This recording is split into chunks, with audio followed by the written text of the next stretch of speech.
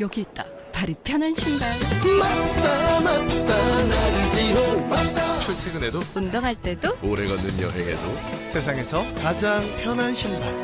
맞다 맞다 나르지오 맞다. 나르지오. 개묘년 새해가 밝았습니다. 라디오 서울은 당신의 새해 시작을 응원합니다. 새해 복 많이 받으세요. 강혜신의 오늘의 미국.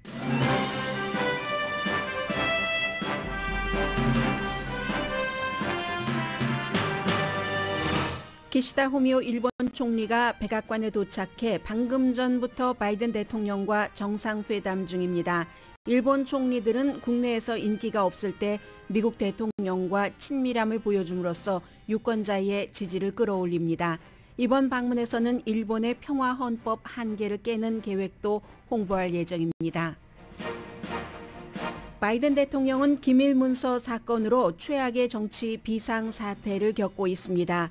미국은 국가적으로는 특별검사가 현 대통령과 전 대통령을 동시에 수사하는 이상한 순간입니다. 현 대통령을 수사하는 특별검사는 트럼프 전 대통령이 임명했던 메릴랜드 검사로 한인 로버트 허, 현재는 변호사입니다. 로버트 허 전 검사는 최근에는 아시아 혐오에 반대하는 캠페인에 앞장섰고 2021년 메릴랜드 검사직을 사임한 뒤에는 워싱턴의 가장 유명한 법률 회사의 파트너입니다. 공화당은 트럼프 전 대통령 탄핵 기록을 지우는 작업을 진행 중이고 공식적으로 지우는 작업입니다. 트럼프 전 대통령은 곧 플로리다주 밖으로 나와서 2024년 대선 캠페인을 시작합니다.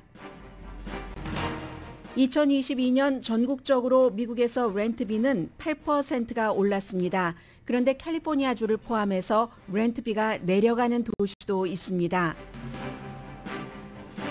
테슬라가 미국에서 새로운 자동차 모델 가격을 많이 내렸습니다. 어제와 오늘 테슬라 Y 모델을 살 때 $20,000 차이가 납니다.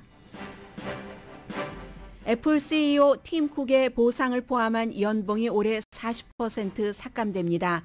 연봉 자체는 $300만, 보너스는 최대 $600만, 거의 주식으로 채워진 그의 연봉은 애플 직원 평균 연봉의 1,447배입니다. 그러나 어차피 팀 쿡은 전 재산을 살아생전에 기부한다고 밝혔습니다.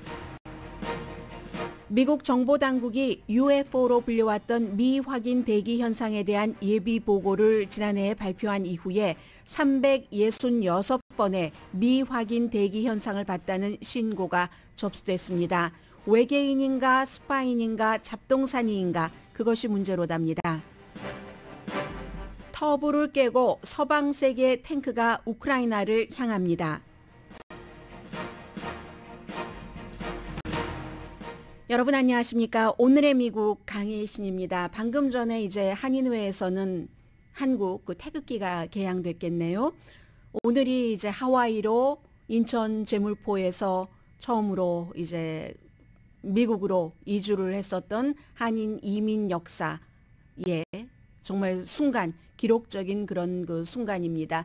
얼마 전에 그 유정복 경기도 그 광역 시장을 인천 광역 시장을 통해서 제물포 또 그 인하대학교라는 게 인천과 하와이, 왜냐하면 하와이 사탕수수밭으로 왔기 때문에 이제 그런 것을 기념하기 위해서 인하대학교라고 이름을 지었다라는 얘기도 들으셨고요. 어쨌든 한인 이민 역사 120년이 되는 날이 1월 13일 오늘입니다. 그런데 백악관에서는 방금 전에 한 5분도 채 지나지 않았습니다. 제가 스튜디오에 들어와서 마이크를 켜기 직전까지 백악관에서 집무실에서 기시다 후미오 일본 총리와 바이든 대통령이 정상회담을 시작하기 전에 기자들에게 좀 브리핑을 하고 사진 찍는 시간 있죠. 일본을 융숭하게 대접했습니다. 그런 모습을 봤는데 이제 미국 대통령이 다른 나라 정상과 정상회담을 할 때 영어권이 아닌 그런 그 대통령이나 최고 지도자와 회담을 할 때는 미국 대통령이 조금 말을 하고 나서 그 나라 대통령이 그 나라 말로 얘기를 하면은 그러면 이제 그 텔레비전의 화면이 딱 바뀌어 버립니다. 그런데 오늘은 제가 이것을 이렇게 보면서 저의 그 뉴스 감각으로는 미국에서 지금 일본을 배려를 하고 있는 것이구나. 기시다 후미오 일본 총리의 인기가 무척 일본에서 나쁘기 때문에 지금 뭐 장관도 뭐 취임한 지 1년 됐는데 4명이 사임을 했고 여러 가지 일들이 있잖아요. 그래서 일본 사람들에게 이걸 보여주기 위해서 기시다 후미오 일본 총리가 일본말로 하는 것을 영어로 통역하는 것뿐만이 아니라 미국의 바이든 대통령이 이제 호스트 국가의 지도자니까 먼저 얘기를 하죠.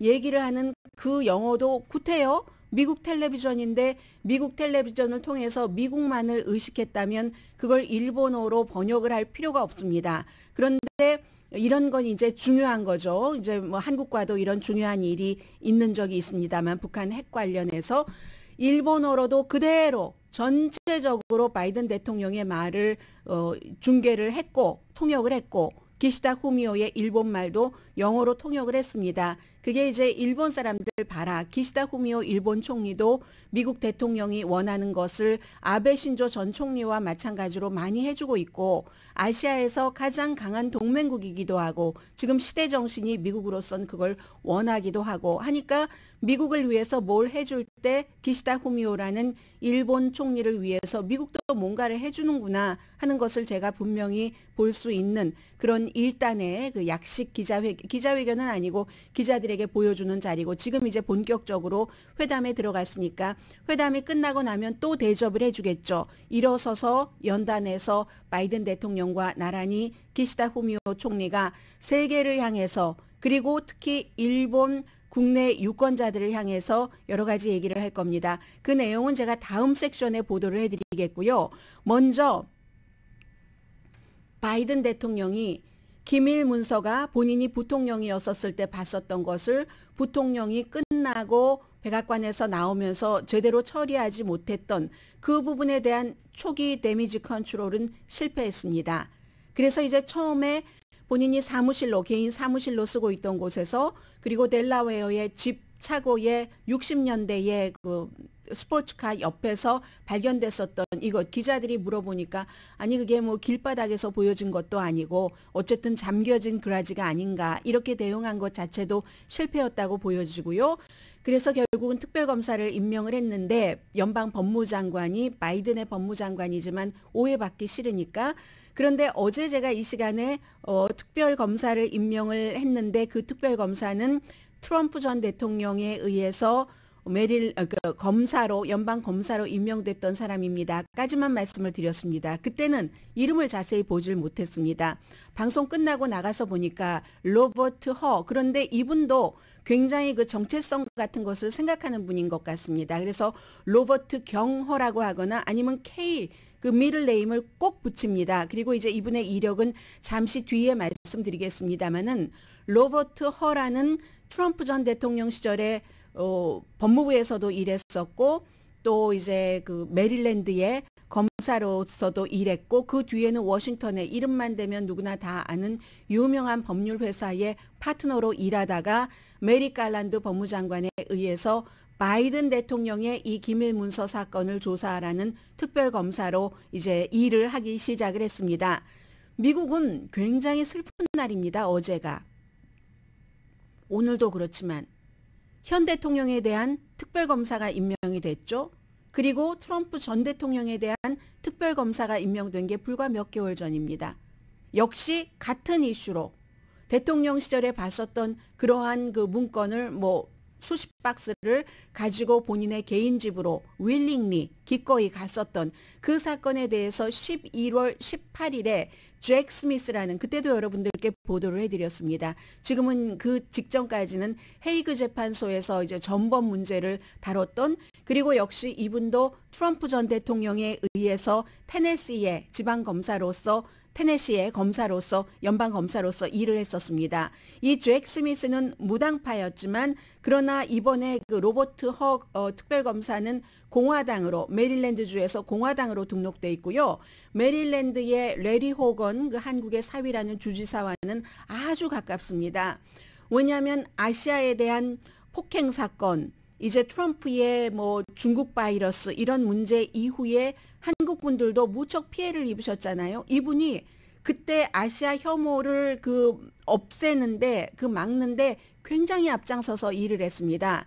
레리 호건 주지사와 저도 저희 부모님이 걱정됩니다 하시면서요.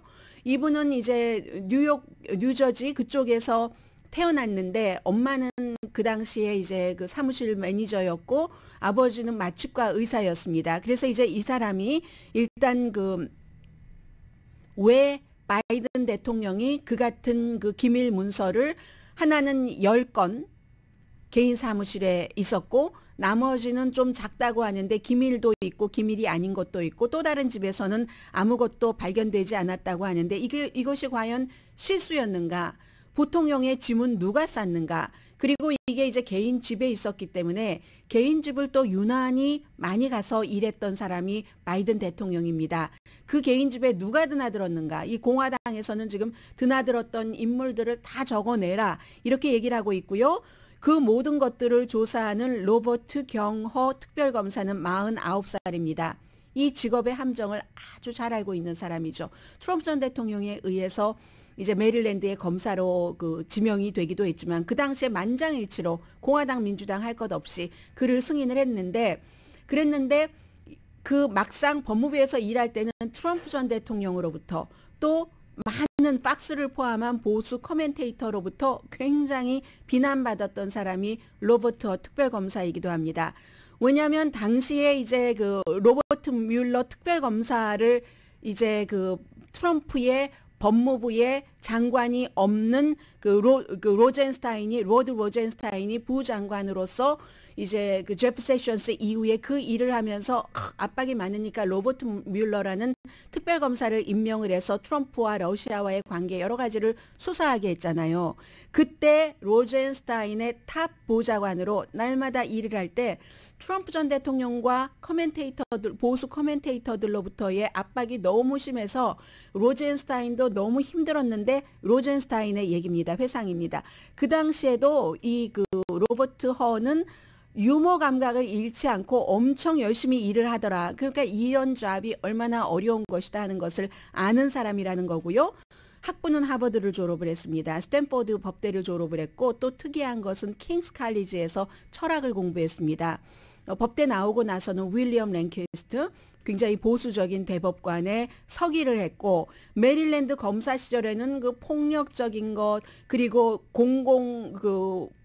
공인의 부정부패 사건을 너무 철저하게 수사한 것으로 박수를 많이 받았습니다. 볼티모어 시장 캐서린 퓨 어린이 책과 관련해서 뭔가를 수사를 해서 3년 징역형을 받게 한 사람이고 그 뒤는 이제 워싱턴에서 지금까지 변호사를 하고 있었고요.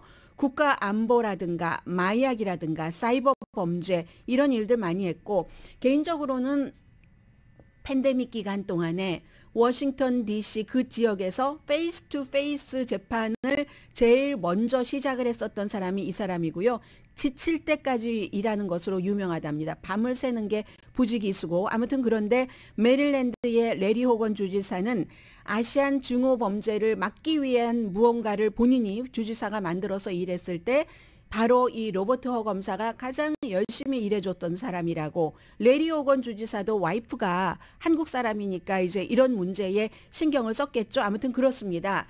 그래서 바이든 대통령이 지금 거의 수렁에 빠진 것과 마찬가지인 이 일을 로버트 허 한인 검사가 특별검사로서 수사를 하게 되는데 11월 2일에 첫 번째 10가지의 묶음이 발견됐고 그래서 바로 11월 3일에 국립기록보관소로 연결을 해서 그것을 가져가게 했고 4일에 법무부의 국립기록보관소가 절차상으로 그렇게 해야 되니까 알렸고 닷새 뒤인 11월 9일부터 연방수사국이 리뷰하기 시작했습니다. 그리고 나서 이제 쭉 12월 20일에 이 메릴랜드 집에서 또 이게 두 번째 묶음이 있다고 발견을 해서 왜냐하면 처음에 개인 사무실에서 나오고 나서 바이든 팀이 조사를 했다는 거예요. 그리고는 이제 절차대로 알려서 지금까지 이렇게 하고 있는데 이미 바이든 대통령의 부통령 당시에 짐을 꾸린 사람이 누구인지 이런 사람들과 인터뷰는 시작을 했습니다.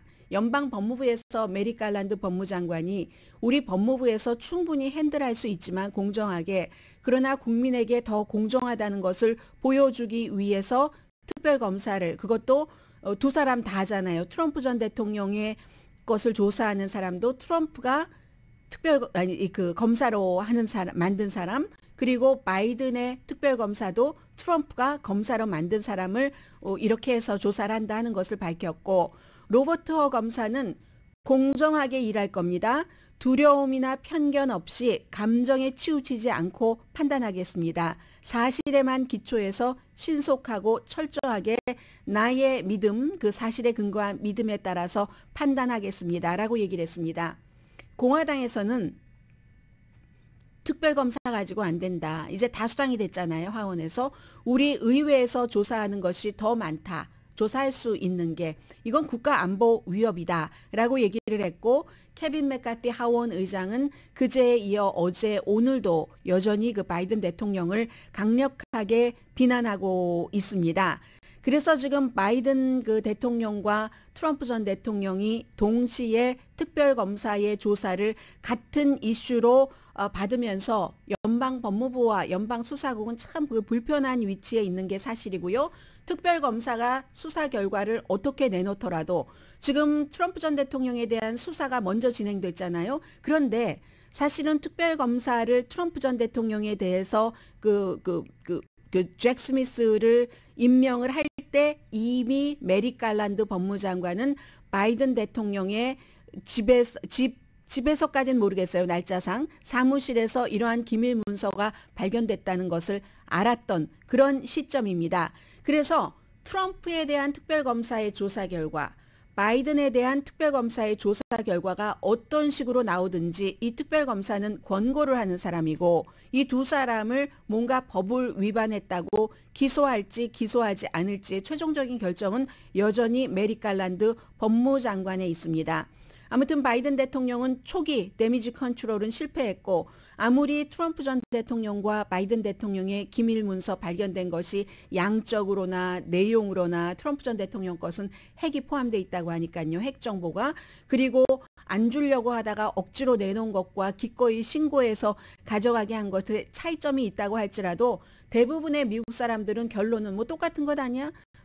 트럼프 그렇게 욕하더니 바이든도 똑같이 했네. 지금 현재로서는 이런 상태에서 바이든 대통령도 사실 지금 시점이 2024년도 선거에 출마하겠습니다라는 것을 발표할 가능성이 아주 높았던 시점에 이 같은 정치적으로는 가장 어려운 시기를 맞은 거고요. 트럼프 전 대통령은 공화당에서 지금 너무 많이 도와주고 있습니다. 케빈 맥카티 하원 의장이 공화당 의원 한 30명들이 트럼프 전 대통령 첫 번째 하원에서 탄핵됐죠. 민주당이 다수당일 때. 두 번째도 탄핵됐죠. 첫 번째 탄핵 사유는 당시에 막 선거 처리고 했는데 우크라이나, 지금의 젤렌스키 대통령입니다. 젤렌스키 대통령에게 이미 의회에서 승인한 우크라이나에 대한 군사 지원이었는데, 그때도 그 러시아가 계속 들먹들먹 잡아먹으려고 보고 있었으니까 우크라이나를, 미국은 그 당시에도 우크라이나가 러시아에 잡아먹히는 것을 원치 않았으니까 의회에서 군사 원조를 하려고 딱 그 지원해 놓은 이 돈을 트럼프 전 대통령이 주지 않으면서 바이든 자신의 그 정치적인 라이벌, 또 그의 아들에 대한 수사를 하면 줄게, 이런 일이 뭐 녹음 테이프에서 나오고 해서 첫 번째 탄핵이 됐고, 두 번째는 의사당 폭동 사건 이후에 탄핵이 됐습니다. 그런데 공화당의 30명의 의원들이 이거 다 그냥 없던 일로 해야지 되겠어 하는 일을 지금 결의안을 만들려고 하고 있고요. 케빈 맥카티도 뭐 그렇게 하는 것을 고려를 해보겠다라고 했습니다. 그리고 오늘 뉴욕 검찰에 의해서 트럼프 전 대통령은 본인이 15년 동안 뭐 세금 사기 이런 혐의에 대해서 유죄가 나오고 했기 때문에 그 분야의 유죄로서는 최고의 벌금인 160만 달러를 내라는 이제 그런 그 명령을 받았습니다. 여기에 대해서 당연히 트럼프 전 대통령이 항소를 하겠죠. 그리고 트럼프 전 대통령은 지금 오늘이 며칠입니까? 오늘이 왜 달력을 여기다 꼽아놔야지 되는데 달력을 뺐습니까? 1월 13일인데 이달 말에 처음에 이제 그 예비선거에서 선거를 치르기 시작하는 주부터 다니면서 2024년도 이제 그 선거 캠페인을 시작을 한답니다. 지금으로서는 트럼프가 바이든보다 유리한 위치입니다.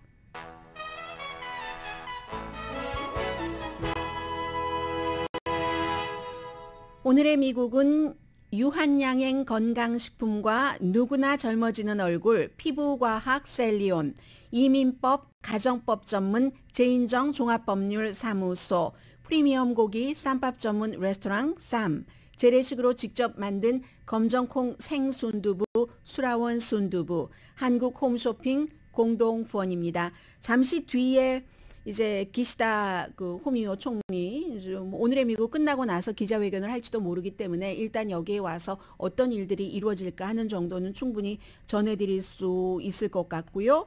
그리고 시간이 되면 다른 또 중요한 뉴스 함께 묶어서 보도해드립니다.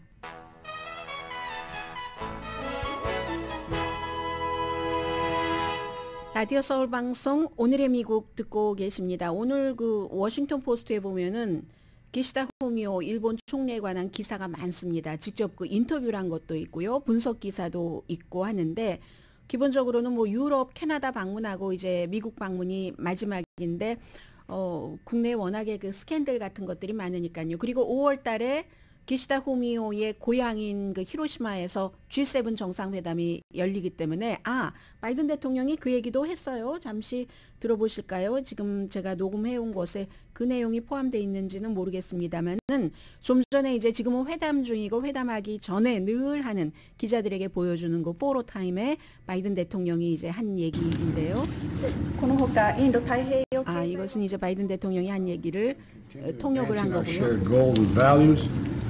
including at the G7 summit in Japan and the APEC in San Francisco later this year.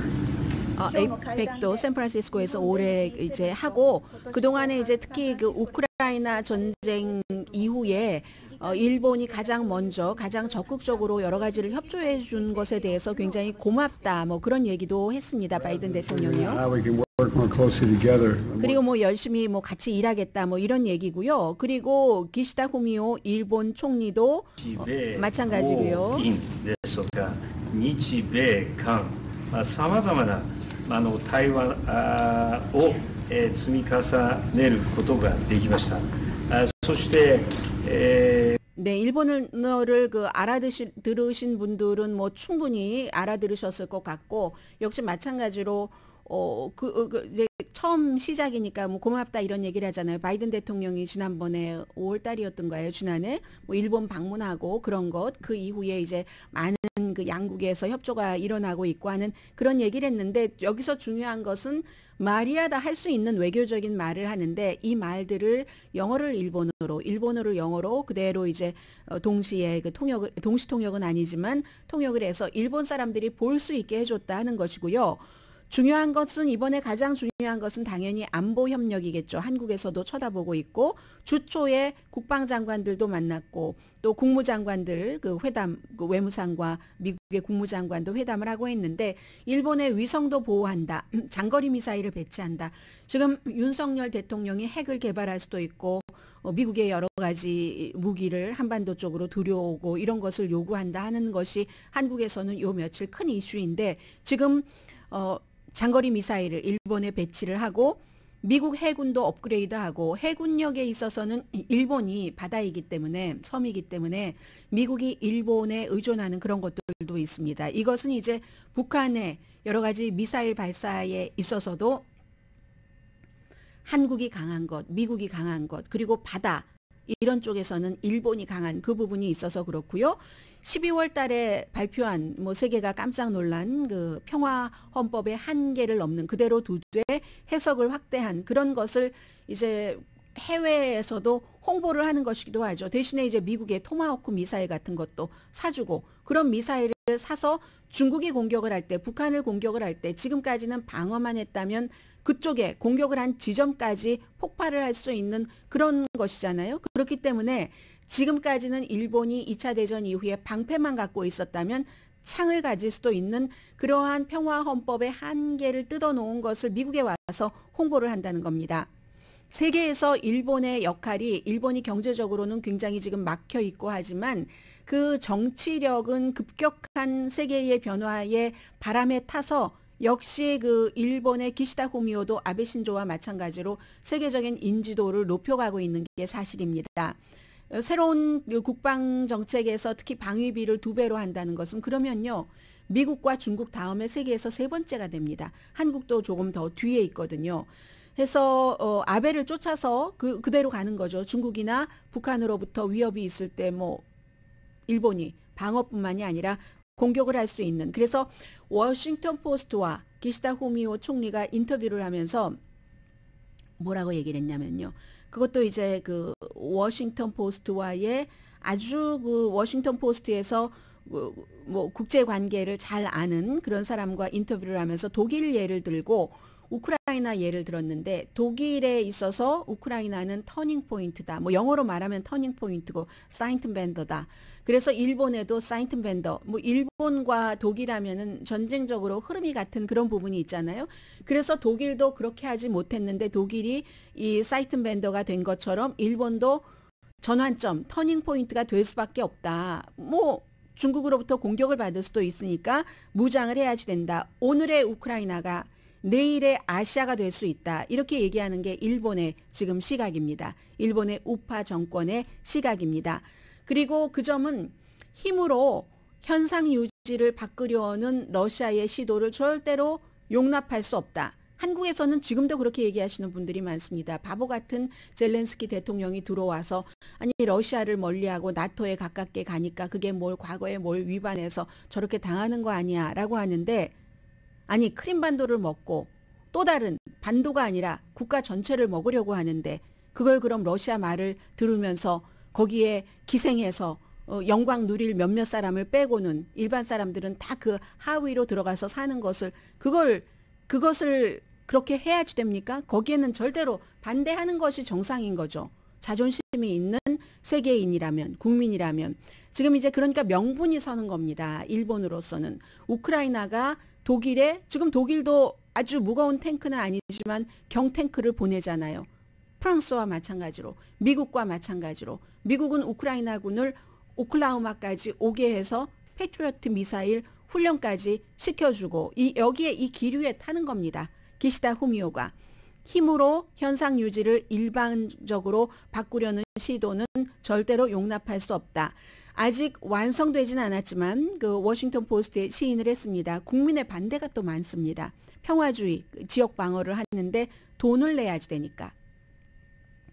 창도 있고 방패도 있으면 좋지만 그렇지만 이제 그 돈을 일본에서도 일본의 방위가 더 강해지는 건 좋아합니다. 사람들이. 그런데 그러기 위해선 세금을 올려야지 되는데 세금 올리는 것을 좋아하는 국민이 어디 있겠습니까? 이거 조사해 보면 NHK의 화요일에 조사 결과 기시다 내각을 지지한다 33%, 반대한다가 45%입니다. 그러나 미국은 좋아하죠. 이렇게 평화주의 방패만 갖고 있던 것을 창도 갖겠다는 것을 미국의 부담을 덜어주니까 미국이 다 할 수가 없으니까 중국까지 모든 것을 다. 그래서 인도 태평양 지역이라고 딱 구획을 정해놓고 안보와 경제를 엮어서 일본이 이걸 주도적인 역할을 하면서 다른 나라에도 퍼뜨려서 미국의 어깨를 조금 더 가볍게 하는. 그래서 이제 미국은 이것을 지지하고 있습니다. 왜 국내 총생산의 2%를 방위비로 거기까지 올리느냐. 이건 나토의 벤치마크가 2%잖아요. 그런 것들이 있고 그런데 이런 얘기를 합니다. 국민들이 세금 올리는 거 싫어하고 뭐 과거의 평화헌법을 이렇게 좀 바꾸는 것도 그 해석을 바꿔서 행동을 바꾸는 것도 싫어하는데 워싱턴 포스트의 기시다 후미오가 얘기한 게 도쿄가 컨트롤할 수 없는 정책 방향이 있다. 세계의 흐름에는 현실에는 한 나라의 리더라고 그 리더로서 시대를 선택할 수 없다. 지금 시대가 그렇다는 얘기가 기시다 후미오의 얘기입니다. 그것이 맞다 틀리다를 떠나서 아무튼 그렇게 되는 거고요. 그래서 지금 아마 뭐 우크라이나 침공에 대해서 여전히 뭐 더 지원해 달라. 미국에서는 중국의 군사 위협도 일본이 더 막아달라. 북한의 핵 야욕에 대해서는 일본이 우리가 그러니까 이런 걸 해야지 되겠다라고 얘기를 하겠죠. 우주 문제 미국이 좀 방어해 줄 게 있고 공급망에 대해서 중국을 내치면서 협력하고 기후변화 뭐 역시 에너지 협력하고 전기자동차에 대해서는 한국과 마찬가지로 기시다 후미오 총리도 좀 서운한 마음을 얘기할 수도 있겠죠. 지금까지 총리된 지 1년이 됐지만 기시다 후미오도 호주, 리투아니아, 독일을 포함해서 뭐 유럽 또 뭐 아시아 이런 그 안보 파트너십을 확대해 왔습니다. 외교도 강화했고요. 65세. 그런데 모든 외교에 있어서는 국내에서 이렇게 지지율이 나쁠 때 외교에서 딱 그 지지율을 끌어올릴 수 있는 것은 미국입니다. 지금 오늘 지금 일본에서 나온 뉴스를 보면은 아베 신조 일본 총리를 살해를 한 그 살해 엄마 가족도 본인도 통일교도 나갔고 했었던 바로 그 용의자가 재판을 받을 수 있다라고 지금 판단을 했거든요. 일본에서는 그렇게 판단을 하는 시점에 지난해에 그 문제 때문에 이 집권당이 얼마나 그 인기가 없었습니까? 그랬을 때 통일교와 그 자당의 문제에 있어서 암살 용의자가 이제 살인 혐의로 기소가 된 거예요. 그동안 정신과 의사들이 이 사람이 재판을 받을 수 있는가 없는가를 지난해부터 계속 판단을 해오다가 그런 결론을 내렸는데 그렇게 지지율이 내려가고 했었을 때 바이든이 방문을 하고 하면서 뭐 이런 것으로 이제 좀 그 전에 올려놨었던 지지율 같은 것도 있고 그렇게 해서 더 유지가 되고 하는 그렇기 때문에 오늘 이제 미국에서도 일본 말로 열심히 이제 일본의 총리가 일본에서 영향력이 있어야 미국에 좋으니까 일본에 좋으라고가 아니라요. 미국에 좋으니까 미국에서도 이 정도로 배려를 하는 겁니다. 아베 신조 이제 일본의 뭐 총리들 강했던 총리들이 다 그렇게 했죠. 사실은 아베 총리가 막 트럼프 전 대통령과 골프를 치면서 넘어지고 막 바보처럼 보이고 했던 것이 사람들은 바보처럼 보였다고 하지만 그로 인해서 트럼프 전 대통령이 막 좋아하고 이런 것들이 아베 신조에는 다 정치적인 자산이 됐었습니다. 그와 마찬가지로 기시다 후미오도 지금 미국에 와서 원하는 것이 아직도 일본에서도 미국과 뭐가 가까워? 대통령과 뭐 조라고 얘기를 퍼스트 네임을 부르더군요. 기시다 후미오 총리가 뭐 조 하던데 그렇게 하는 것이 굉장히 본인의 정치적으로 좋은 것이고 그리고 조 바이든 대통령도 항상 그 세계 지도자와의 그 관계에 있어서 서로 친한 것 이런 걸 굉장히 중요하게 생각하니까 며칠 전에 멕시코에 가서도 오브라도르 대통령과도 그런 것을 다진 것 아니겠습니까? 그래서 아마 일본의 기시다 후미오 총리는 미국에 와서 본인이 원하는 것을 조금 가져갈 것 같습니다. 혹시 여러분들께서 궁금해하실 것 같아서 지금 방위비를 제일 많이 그 국내 총생산비로 방위비의 책정 액수로 말씀드리면 제일 많이 하는 나라가 미국이고요. 뭐 따라갈 자가 없습니다. 중국도 한참 뒤에요. 미국이 7,500억 달러 그리고 중국이 2,370억 달러 세 번째가 사우디아라비아예요. 그런데 사우디아라비아부터는 100단위로 떨어집니다. 뭐 6,760억 달러 그 다음이 인도죠. 그리고 영국, 독일, 일본, 러시아, 한국, 프랑스 순이거든요. 일본이 현재 방위비로 490억 달러, 한국이 440억 달러를 지출하고 있는데 일본이 지금 이제 사우디아라비아를 제치고 미국, 중국 다음으로 들어간다는 겁니다. 그럼 여기서 지금 윤석열 대통령이 오랜 금기를 깨고 수요일에 그 처음으로 한국이 북한의 여러 가지 드론 사태 등등으로 인해서 뭐 미사일 그런 것이라든가 해서 이런 문제에 대해서 핵무기 개발을 고려하거나 북한의 위협이 계속 높아지면 미국이 이제 한반도에 핵 배치를 하도록 뭐 요청할 것이다 이렇게 얘기를 했는데 어제도 제가 한국의 그 뭐 기사라든가 이런 것을 쭉 리뷰하다 보니까 죽어도 한국에서는 핵 개발은 안 된다. 그게 말이 되느냐. 미국이 반대를 하고 있고 예전에도 하려고 했다가 얼마나 미국에서 당했느냐 이런 얘기들을 많이 하는데 일본도 방위비를 높이고 그러면서 그게 말이 되느냐 그리고 뭐 그 한국이 속해 있는 조약도 있고 하는데 그런 얘기를 하는 사람들이 과거에 어떤 얘기를 했고 지금까지도 어떤 주장을 하느냐면 그러면서 왜 북한의 핵에 대해서는 그 북한이 그렇게 어렵게 만드는 핵을 포기할 수 있다고 북한과 핵협상을 해야지 된다고 문재인 대통령 당시에 얼마나 그랬습니까? 북한이 핵을 포기한다고. 그러면 핵이 있는 북한에 대해서 아무런 대비가 없이 재래식 그런 것만으로도 이렇게 해야지 된다. 그 주장 자체는 맞아요. 핵무기 하는 것을 미국이 주변에 핵 확산되는 것을 원치 않기 때문에 원치 않겠죠. 그러나 그러면 손 놓고 있으라는 법도 아니잖아요. 그러니까 방법은 정치인들이 찾는 것이고 외교로서 찾고 해결하는 것이고 국민들의 의견은 지금 이 상태로는 아니다. 북한이 핵을 갖고 있고 핵을 절대로 포기하지 않을 때 한국도 어떤 형태로든 뭔가 무장을 해야지 된다. 일본도 저렇게 국내 총생산의 2%를 방위비로 지출한다고 하는데 한국은 말로만 하나요, 그것을? 그렇기 때문에 그러한 주장을 하는 정치인들이나 아니면 언론인이나 그런 이슈에 대해서 여러분들께서 보도를 접하실 때는 현실에 대해서는 일반 사람들은 모릅니다. 저도 모릅니다. 그런 정확한 가능한 거, 불가능한 거, 그럼 대체가 무엇이 있는가는 그 담당자들만 알 뿐입니다. 전에 담당자였다고 지금 아는 것도 아니에요.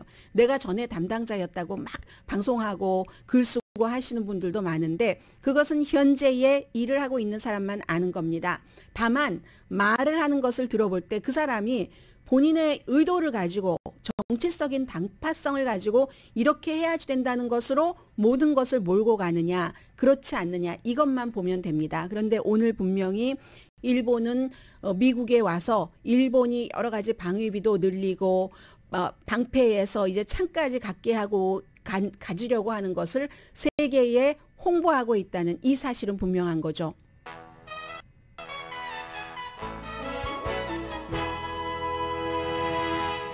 라디오 서울 방송 오늘의 미국 듣고 계십니다. 네, 좀 간추려 드려야 되겠네요. 뉴스는 2022년 전국적으로 렌트비는 1년 전에 비해 8%가 올라갔는데 내려간 9개 도시를 불러드리겠습니다. 보통 이렇게 내려간 도시 보면은요, 주택붐이 막 일어났었던 그 근원지부터 렌트비가 내려가기 시작합니다.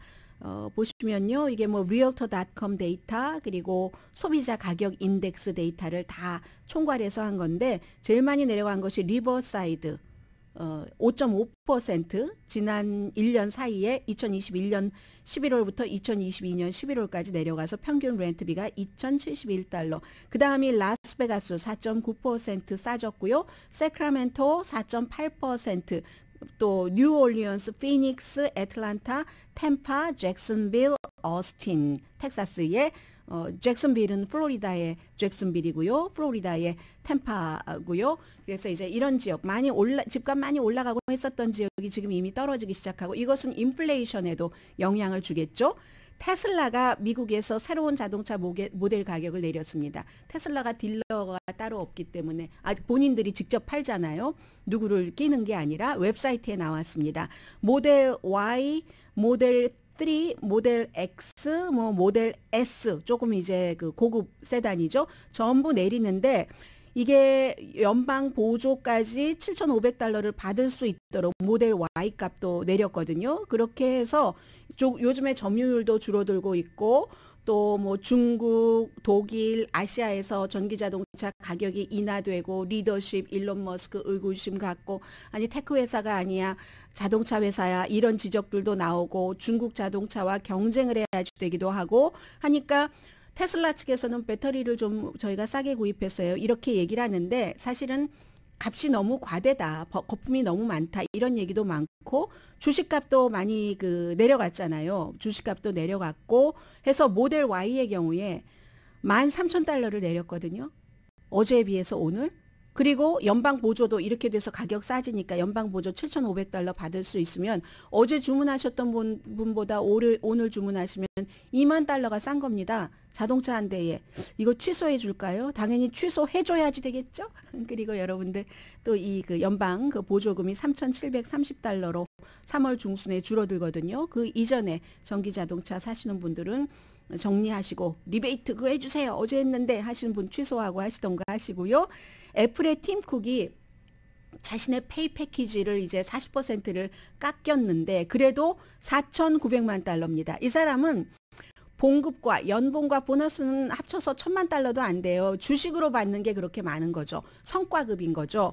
그런데 2022년도 애플 주식값이 뭐 한 20% 정도 내려가지 않았나요? 그래서 결국은 올해 주식을 한 뭐 4천만 달러 되고 그리고 나머지 연봉과 보너스에서 5천만 달러도 안 된다는 건데 그 전에 그러니까 거의 뭐 9천만 달러, 1억 달러 정도를 받았다는 거예요. 동종 업종의 다른 사람들보다 3배 정도는 받아서 주주들도 지난해 막 싫어하더니 뭐 9,900 몇십만 달러 페이 주는데 패키지죠. 뭐 다 포함해서 거기에 뭐 합의를 하던데요. 왜냐면 뭐 경호 비용이 뭐 64만 달러 그리고 또 뭐가 있었죠?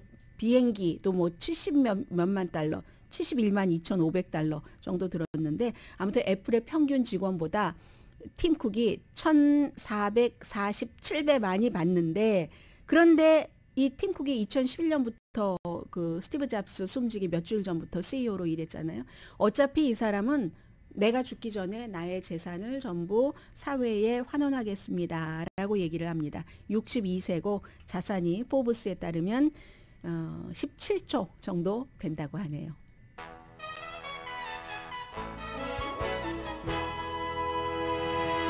라디오 서울 방송 오늘의 미국 듣고 계십니다. 우리가 예전에는 그 미확인 뭐 비행 물체 UFO라고 불렀었는데 지난해에 미국 그 관계 당국에서 예비 보고서를 얘기하면서 미확인 대기 현상 조금 더 위험함을 줄이는 것 같은 그런 느낌이잖아요. 그렇게 3월 달에 발표하면서 그렇게 이름을 바꿔 불렀는데 그 이후에 예비 보고서가 나온 이후에 336건 내가 그런 걸 봤다. 미확인 대기에서만 이상한 것을 봤다 하는 신고가 나왔습니다.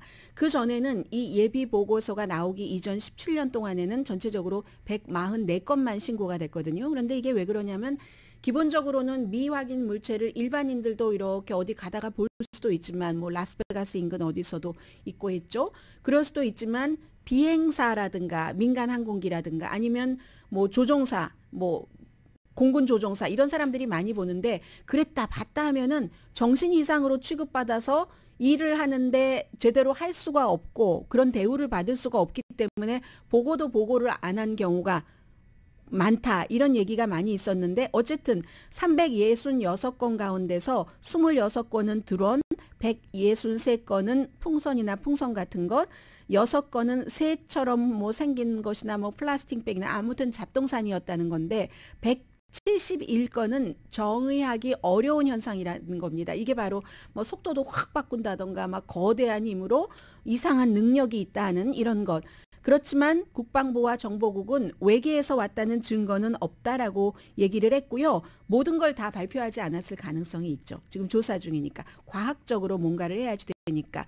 그래서 이제 외계의 물체, 뭐 외계에서 왔을 수도 있는 물체라든가 이런 이상한 대기 현상에 대해서는 꼭 미국도 이런 능력이 많지만 다른 나라와 다 정보를 공유하는 게 지식을 공유하고 과학적으로 느낌상으로 뭐 내가 어디에 붙잡혀 갔다가 어떤 생활을 하고 오고 뭐 이런 거 말고 과학적으로 얘기를 해야지 되는데 국방 승인 법안이라는 게 있어서 국방부와 정보국은 2024년이 되면은 역사적인 것을 이제 다 그 기록을 해야지 된답니다. 1945년 그때는 이제 비행물체라고 불렀던 UFO라고 그 비행물체라고 불렀던 그 시기부터 지금 미확인 뭐 공중 현상 내지는 대기 현상 이런 것까지를 다 해야지 되는데 한마디로 이게 외계인인가? 스파이인가? 잡동사니인가? 아니면 자연의 이상한 기후 변화로 인한 무슨 기후에 인간이 풀어내지 못한 현상인가? 이런 여러 가지를 지금 생각하고 있고요. 우크라이나에는 앞서 잠시 말씀드렸습니다만 여러 종류의 이름이 다른 서로 이런 이제 아주 무겁지는 않은 뭐 탱크라고 이름 붙이기도 뭐한 그런 것 어떤 국가에선 탱크라고 이름 붙일 수도 있는 그러나 무거운 탱크 같은 것은 보내지 않고 있는데 이게 굉장히 지금 달라진 것이고요.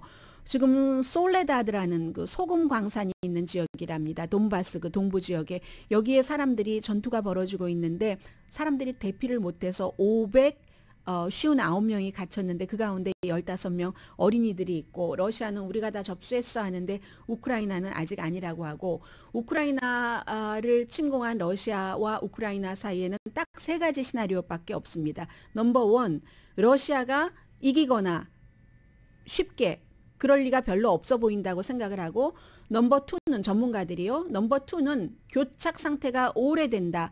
바이든 대통령이 승리할 때까지 2024년. 그러면 푸틴에게 좋으니까. 넘버 3. 우크라이나가 승리 지점까지 간다. 심지어 크림반도까지 탈환. 이렇게 될 경우는 러시아가 핵무기를 쓴다고 위협하는 이런 순간이 될 수도 있고요. 지금 아무튼 그런 3가지 시나리오에서 서방이 무기를 점점 더 주는 건 사실이고요.